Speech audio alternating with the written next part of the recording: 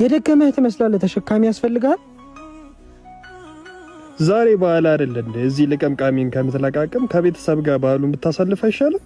ለማክበርም እኮ ያቺ ልቅምቃሚዋ ታስፈልገናል እኮ። ያቺ ልቅምቃሚ እኮ ብትጠራቀም ራሱ ከሽሮ አታልፍም አይደል እንዴ?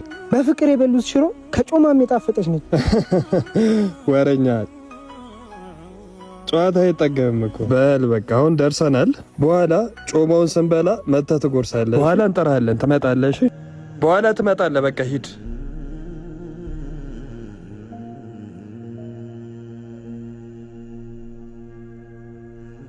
ወንድሜ ዛሬ በዓል አይደለ? ስጋ እየበላን ነው የምናሳልፈው። ምንም ነገር እንዳይከፋ። ከየት ነው ያመጣኸው? ሰርቀህ ነው አይደል? አይደለም። እና ከየት ነው ያመጣኸው? ከጎረቤታችን ጭንቅላት ለምኜ ይዤ መጥቼ ነው።